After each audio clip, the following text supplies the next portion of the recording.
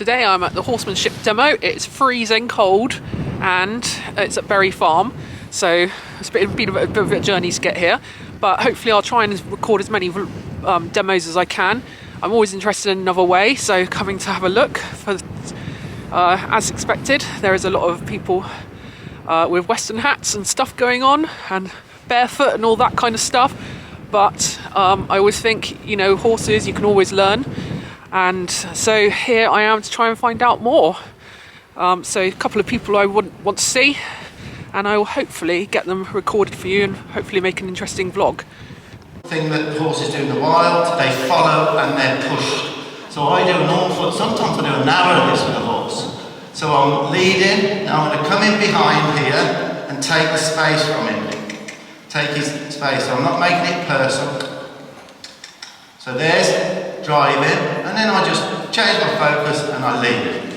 I do lots of this. Now I'm taking the space here, taking the space from him. You look nice then. Did he? Leading, driving. He's coming alive now, oh dear. Right, so there's driving, leading, driving. Thank you. And you see, it's not taking much, is it? Stop, back up. I can't believe how many dapples he's got. I was reading something the other day and it said only happy, healthy horses have dapples, and especially in the winter. Right, okay. Everyone with me so far on this? All making sense? Right, now I've got that control, it's nice to be able to park a horse up, position a horse. So if I wanted him over here, so I could send him there, disengage him, back him up a little bit, and quit. So I've been able to just position him where I want him. And that, without all of those little parts I've just shown you, you can't really do that. If I wanted him over there, and then back him up a bit,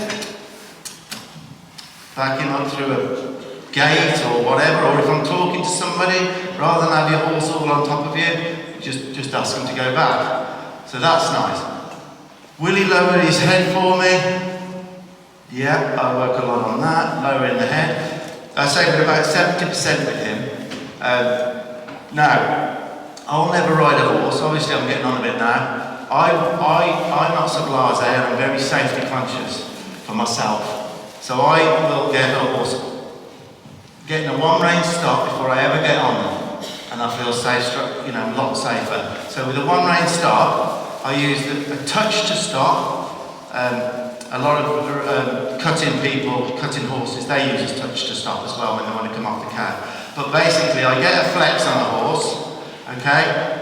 And then I bump the hindquarters over to disengage, that takes the power away. And then I'll touch to a stop. And I'll do that 50, 100 times each side. So I know when I get up and I've got trouble and he gets lost, that I can stop him down with one rein. So there's the flex, bump his hindquarters over, proper disengage right there, touch him to a stop. So it's the touch that's helping him stop. Now, the touch will not be here eventually. When I ride, it will be the neck, but it's very difficult to do on the ground and try and get to the neck, so I use touch to stop on the rope there. So, desensitizing, I've got my little flag. Who's got one? Oh my life, I can't do without them. And I didn't even think about this, but what did we use it for the other day? Oh, don't put me on the spot. Cows! Cows! We literally did go through some cows. I showed them the cows, and then, if you don't know what you're doing with them, or you get some help, because if you get this wrong at the beginning, you can sensitize the horse terribly to a flag, and then you've got trouble. So it's done in a certain way. 15 minutes left, but we were 10 minutes late. Okay, so guys, I get a horse real used to a flag, so I can swap flies when we go up the mountain and they're bad, so it's not going to bother him, so he'll stand. But I also want this flag to mean something. He's got to separate the difference. Separate the difference. Flip over here. Now watch him flip now. Lovely. Who thinks he's athletic? He is, isn't he? Oh, blimey, you'll outride me, man. Oh dear. Right, where's that yellow coat, Tanya? There's a yellow coat here. No, I try to get all these young horses used to it, and I'm not going to be bashful about things. If he moves now, I'll just keep doing it, keep flicking it till he stops moving. It's all about the feet. You've got to work out that he hasn't got to worry too much when he stops his feet. So, I'm going to get a bit careless with it now. With a bit of luck, he'll do something. Show something. I've put added value on this horse, Tanya. That's really important to me, is all this desensitising. Side ups. I want every horse to be able to side up to a mounting block. I don't know what he'll be like. I'll take this. Best place to put him. I'll make it difficult for him because this will be in the middle of the arena, and usually we're up against something. But I want to try and get my horses to find me and touch to a stop. That was pretty good, wasn't it? I didn't expect that. We've checked him out for clapping. It's really important that he knows that's a good place for him to rest. I know I'm going on, but you need to crack on. Right, okay. Side ups. Ponying is where we lead all the young horses out. Lots of ponying. Charlotte will come up the one side of me with a horse, and I'll be one side, and I'll lean all over them. Bucking horses that buck, that haven't got a physical problem. I do 2 weeks of that, and I hardly have a horse buck because they've seen you out of both eyes. You've leant on them. It's the best tip I could give you. Pony a horse out that's a little bit touchy about things. So, now, I'm into the thousands of horses now, guys. Thousands of horses I've helped, I've worked with. It's a lot of horses. That's good enough for most people. I ride the front feet. Occasionally I kind of think to myself, do you know what, I just got the back feet as well. But I kind of ride the front feet. So can she go forward sideways with the front and the back at the same time? And can she do that? Yes, she can. Is her tail flipping and swishing? No, it's not. It's not. Can she side pass the other way? Now she can do all of this without any reins. Who's seen her without any reins on? She can do it all. I haven't rode enough lately, and I haven't got the time to do Not it. the time. No. So, can I influence her hind end, as if I was going to pick a lead up, to come in to the left, to the inside, which is the left lead. So all of this work on the hind quarters is what gives us our lead. So there's the hind quarters to the right. That means she will strike up off on the right lead. The leads are quite easy to find. Once you can, do all of this, hind end over, move out, hind end over, move out. Absolutely lovely. Now have we got a little spin in your girl? Only slow. She's beautiful. Have you got a spin in this way for me? Come on. You have. Good girl. Absolutely lovely. Can you pick up a left lead for me? Can you do that for me? Huh? Yes, you can. Look at that. We're going round the right. A right lead. At least I'm good with names. Can we do a left lead? Can we do a left lead?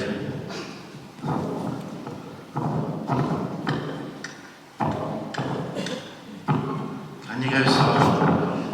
Let her go. And you stop. Can you back up? Absolutely lovely. What a lovely feel she's given me for her last little ride.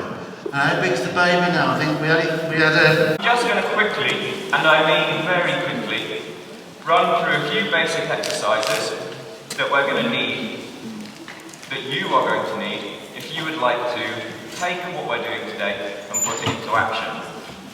I'm going to be showing you these exercises, but I cannot spend the entire session showing you how to teach these.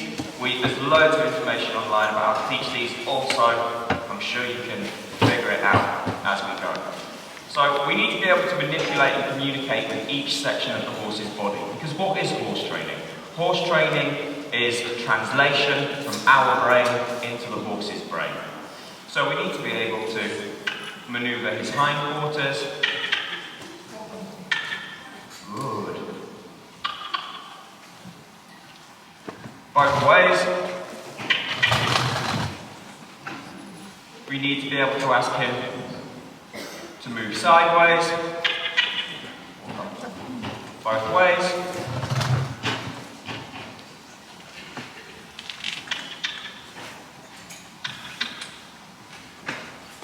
And we need to be able to isolate and move his shoulders both ways from the floor. Now all these exercises we need to be able to do both away from us and towards us. Because one of the biggest flaws I see in liberty is that everybody concentrates on, I guess I call it send away and recall, a lot more, more traditional stances of horsemanship might call it join up.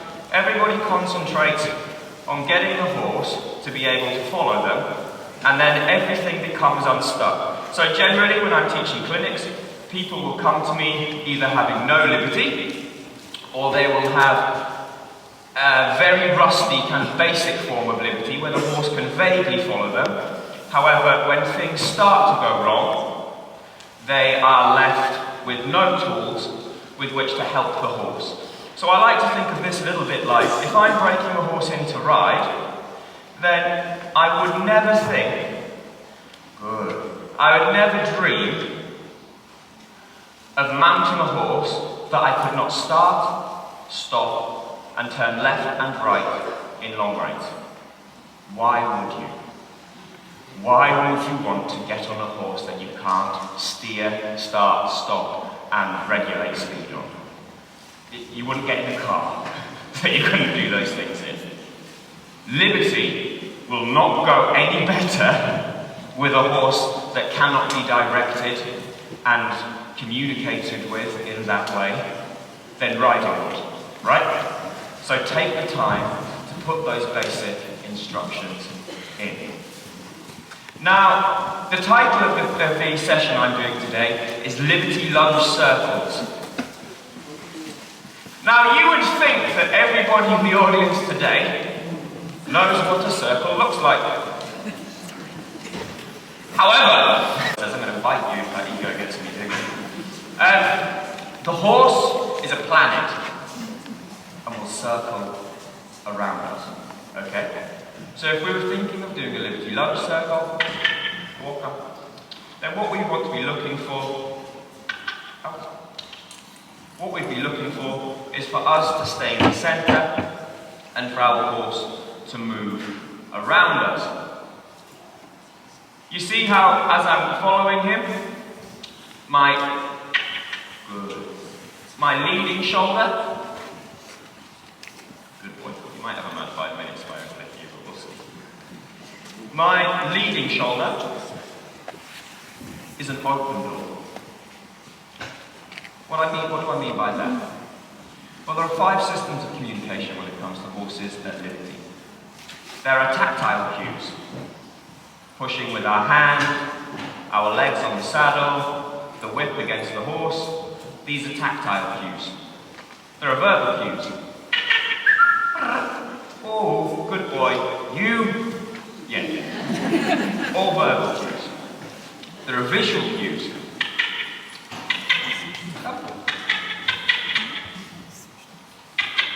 There are visual cues. Quite Close enough. Good boy. It's cold. There are body... No, my wife said she was going to kill me if I didn't go. I hope that door's shut. There is body language. Perfect example of this is if the horse is following me and I want that horse to stop, then if I'm walking along, my head... Hello, darling. Yeah, nice. Okay. Yeah, I get it. I know it's cold, I want to get warm. But you see, if I'm walking with Veloso, my head's in front of my shoulders, I'm quite grounded, my wrists and fingers are quite floppy, but then when I want to stop, I can make my body big. And that tells him, that we're going to stop. Then there is the final form of communication, which is footwork. Footwork. Guys, I know he's galloping around, I know it's funny, but please concentrate, this is really, really important.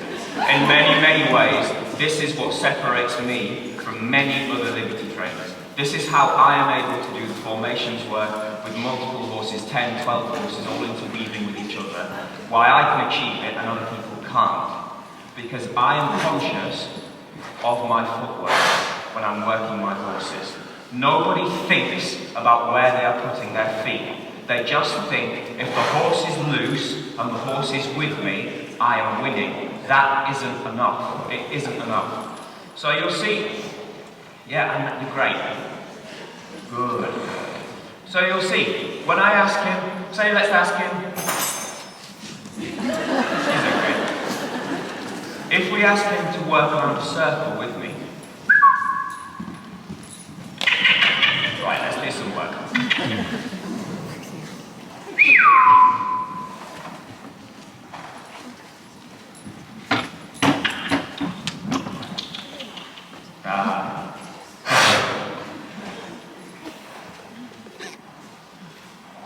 Easy. I wasn't meant to let this one off. Because I kind of knew this would happen. Yeah. I like hot horses, by the way. Stay. Good. Good.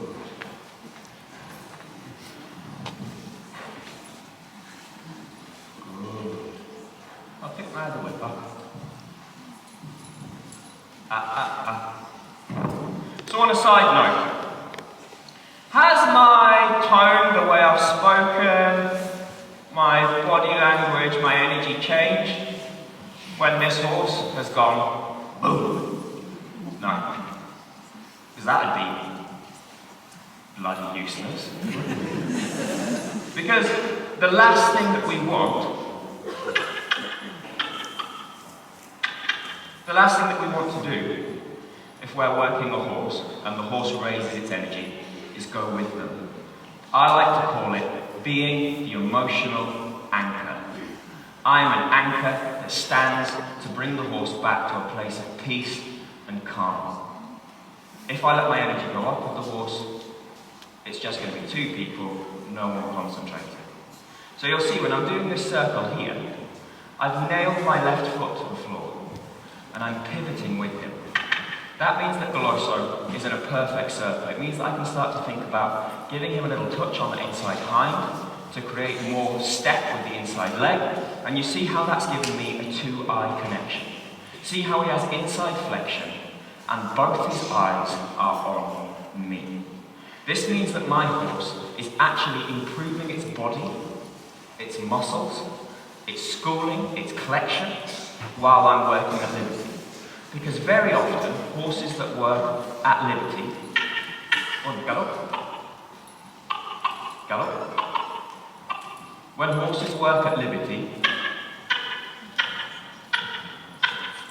don't change. So now I can use my footwork to help make a bit of a bigger circle for that canter. I can then use a little bit of my sideways away to push him out, and then I can bring it back in. Out. Out. Good. But you see, because he's always been trained with me staying in this central spot, then we have that point of homeostasis, that point of, if I stay still and I ask you for more energy, you move around me. Because I stay still, I can concentrate on my hands and my whips and how I will help the horse. It means I can get that inside hind deeper underneath. It means that we can get that natural two-eye connection and flexion from the horse, and we can improve our liberty lunging circles massively. So now I'm going to show you how we do that. The hindquarters, behind the girth, behind the drive line, pressure behind the girth speeds the horse up. Pressure in front of the girth slows the horse down. This shoulder is open. It means I can tell the horse where I would like it to go. And you'll notice how, let's go a bit further out, keep tension on keep the rope tight. Good, yeah. Keep it tight. Now you'll notice how when I'm doing this, I stay in the centre, I stay still, and it means we have a perfect circle. Now hold that rope tight and keep pulling against me on it, okay? But the problem is, what I see very often is not this, it's this.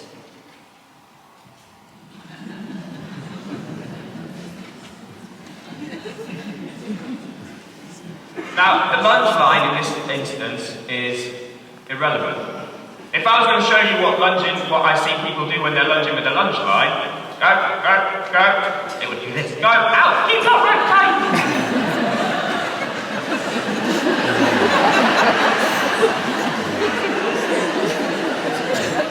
That's also not a circle. It's also not lunging, it's chasing. Just free school it. So, this is no good. Now, why do you think people do, when they want to do liberty lunge circles, why do you think they do it like this? What we're going to do now is pull tight, and we bad way, it's not meant in a derogatory way in any way. You do it because your communication in liberty isn't good enough. The only real thing in liberty that you manage to do is you send away a recall, or you join up, whatever you want to call it. We all know. Does everybody get it when I say that? Yeah? It means we've taught the horse that we can free school it around an area, an arena, a round pen, and we can get that horse to come in to us, and then we can wander about with it.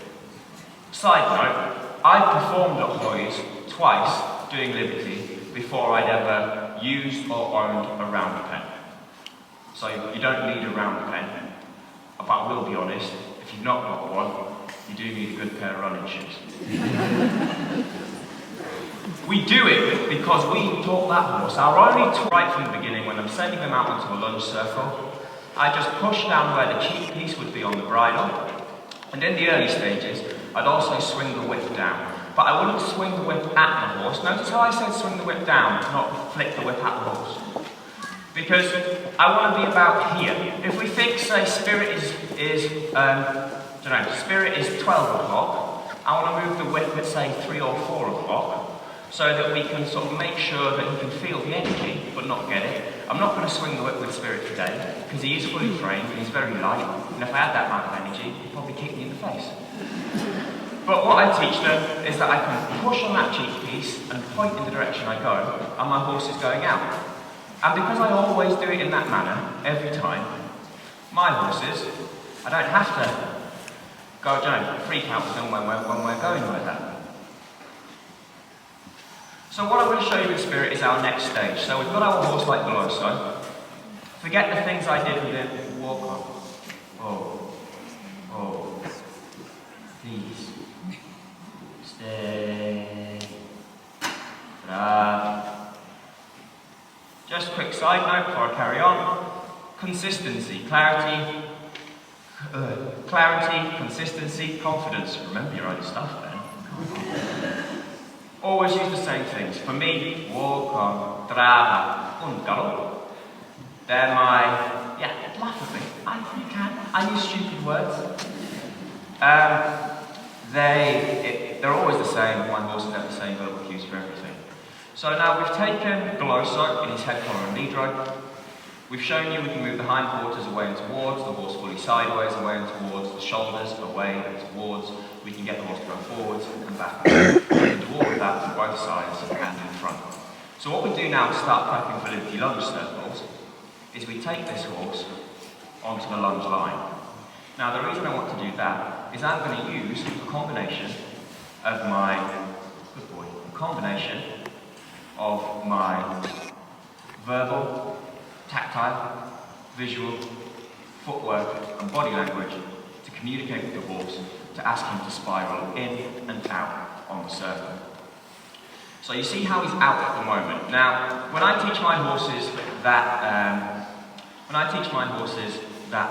draw, that join up, I do it on the lunge with a combination of chest towards and rein back. Rein back for me is a visual cue. It's the whip coming up in front of the horse, about a metre in front of the horse. Chest towards is pointing towards the chest. Now you'll see how I stand in the centre and I do not move. When I'm driving him, you can imagine a beam of light coming out of my chest and it's pointing somewhere between his girth and his tail, if not behind, to ask him to move forwards. He has a beam of light coming out of his chest, it points in front of him. These beams of light represent our energy, attention and intention. What I'm going to do now is I'm going to cross my lunge line to the back hand, have my lunge whip in my front hand, and now I'm going to use a combination of visual, verbal, footwork and body language to ask him to come in. I'm going to step away from the middle of the circle so that I come more into his line of sight. I'm going to swing my shoulders so that my intention is on him. That's my body language. Footwork and body language. I'm going to raise the whip up in front of him to give the halt, which is also rein back. Horse can't go backwards if it don't stop first. And chest towards by directing at the chest. Good. We then use body language and footwork to draw him in. We make the body small, the feet up backwards, and we make sure we disengage the whip. Always keeping in your mind that that whip radiates heat. The closer the whip is to the horse, the more heat the horse will feel from the whip. Now, how is that relevant and useful to Liberty lunge circles then? Well, we're going to use a soft version of that cue. We're going to use a soft version of that cue to spiral our circles in and out. How am I going to soften it? I'm going to use just the whip. And I'm going to use a combination, good boy. I'm going to use a combination of the whip coming out to draw him in, and then body language to keep him moving. Now, how am I doing that? Not move my feet, because I want to maintain that idea of the circle and get that bend. But by body language, I mean, what I'm asking the horse to do is we get that draw in, the whip in front, and then I'm twisting and allowing him to follow my shoulder to get the start of that circle. Then, when I'm ready, I can point towards his side and ask him to go back out. Now, this is a brilliant exercise because not only are we teaching the horse to spiral in and out on the circle, but when he comes in and I offer him that safety, that little bit of body language, little whip cue there, visual whip cue, that little bit of body language, it's teaching him to lock himself and follow that inside shoulder. Definitely should have asked for a horsemanship line for this, not a lunge line. Good boy.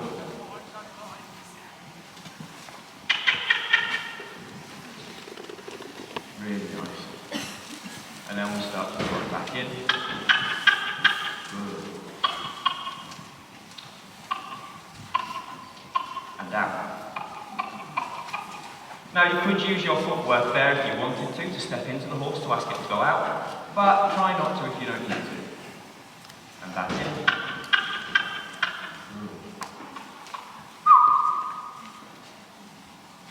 And we'll just take him off the lunge. And because it's a demo, I'm trying to look clever and clear off. It is so funny, and I'm not just saying this to cover my back, but one thing I've always found bizarre is that, like, the horses do the basic movements in the beginning, and we do these exercises. And then when they become advanced horses, we very rarely do these exercises anymore because we can do everything that we want to do. So when I start asking them to do them again, they get so confused. Good boys. So now I've gone to two whips. I've got the long whip in front, but where are my whips now? Down and back, aren't they? Do you know? you want to point the whip at the horse if you're going to use it. Don't just have it pointed at the horse all the time. Now you see his shoulders drifting slightly out, so I'm going to ask for those shoulders to come in a bit. Good. And we're going to start to work on getting this circle from small, slightly bigger. Can I hold it there? Really nice. Use a visual and verbal cue there.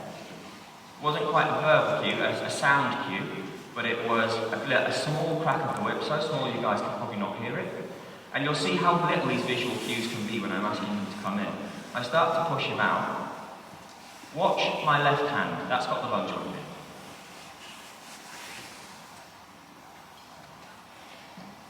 Good. How little did I have to do then? So here's another thing. We know the whip radiates heat, and we know the whip is, we want the horse to be light on the whip. So we need to think about only pointing at the horse when we need to and things like that. But also, how high the whip is will make a big difference as well. Because if we use the whip below the waist, we only can really work with our wrist and our fingers. I'm sure you've all heard me say in a demo before, if you've been to watch me, use your whip like a wand and you will make magic. Okay? Place to be, it's quite a sensible place to be, because if he jumps sideways, worst comes to worst, he'll knock me with his head, I won't get smashed into the floor by his shoulder. I don't like shoulder to shoulder really, with a young horse. I think it's dangerous. I know the BHS and everything likes it, and a lot of trainers like it, but it's not for me. Now, you'll notice how my whips are pointing over here, because if I brought them any further forward, they'd be getting closer to the horse. If I took them any further back, they'd be getting closer to the horse. We want these whips out of the way. Now what we're going to do is we're going to differentiate between the difference between quarter, half and full circles and turning. Okay? So, I'm going to walk a square now, making turns. Now for turns, I shouldn't need to help the horse in any way, shape or form. I can just start walking and the horse will come with me. We can just walk along and the horse comes with us. Lovely. But what I want to do is I want to make the exercise as simple and easy, the exercise in question today, Liberty Circles, for the horse to learn. So stage one for me is to begin using some of our tools to create a circle. Now, the big tool here is footwork, right? So, instead of walking along and making my turn on a curve,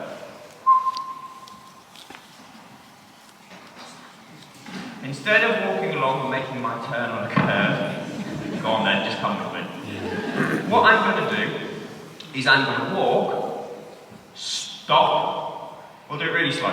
Walk, stop, pivot and push. Walk, stop, pivot the feet, push the inside hind with the whip. Now by doing this, I'm teaching the horse from very early on that the horse stays stationary as I push him and move him around. My whip is pointing towards the inside hind to ask him to step under, which is creating inside flexion, which is creating a better balanced circle. And in the early stages, I'm turning away from the horse and teaching the horse to nail himself to my outside shoulder and to follow it wherever I go. When I'm ready, I'll walk again. Never ever do that many circles if you're just teaching the horse. I just wanted to try and... I planned to do that without the horse. He didn't want to park. So what we would start with is walking a square. Now he's lagging a bit there, so I'll try a verbal cue. That worked. Do you notice how when I look at my horse as well, how do I do it? I do it like this. I don't do this. I see a lot of this. And then you want them to trot. Do you know what makes me laugh? No one ever does that on a trot up, do they, for the vet? They never do. I've never seen anybody do the funky chestnut at the horse, so let's just get a few trot transitions. Good. Notice I said trot transitions, not running around the arena. So I'm going to speed my walk up a bit, I'm going to raise my free arms, try and push him back a bit. Good. Train your transition at liberty before you ask for loads of it. Whether that be, obviously walk's a bit different. Actually, no, it's not. I'm talking. Didn't sweat. Because if this was a horse that had never done liberty before, this was what might say he's never done liberty in his life, and I've just done our first completely loose send away recall. It would look like this.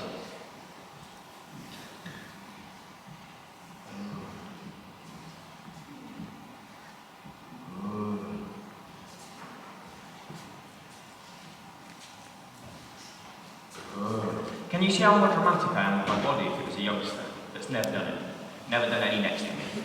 How I'm trying to lean and draw and just see if we get those shoulders to move with me a tiny bit. It's no different. We're asking for halt, few steps of walk, done. Now we go trot.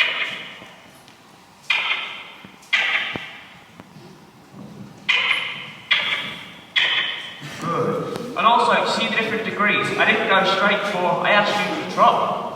And then, it didn't work. Whoa, with the whip. I just went for, I just raised it. Raised it above the waist. So now we have the trot. I'm going to teach my horse that when I make these little turns, these half turns, he has to trot round in a circle to catch me up. Now this is why I say we want to train our transition, our from walk to trot, before we do our trot, because I want my horses from day one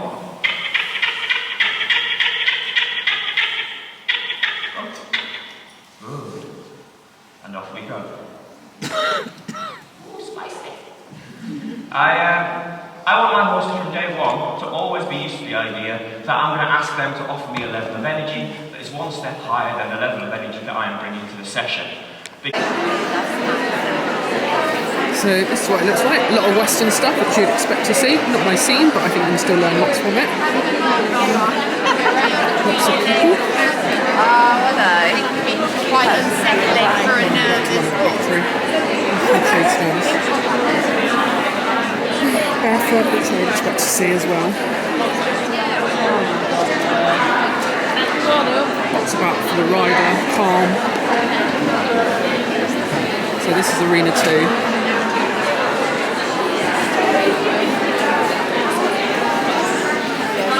And then you go outside.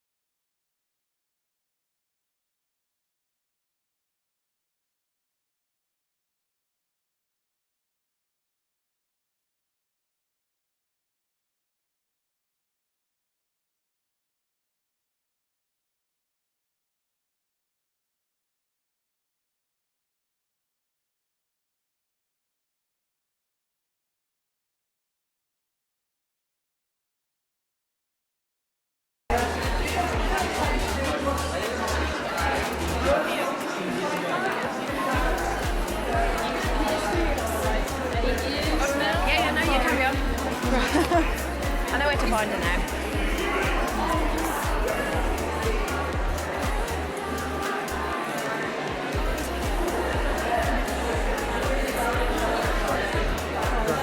I guess it is.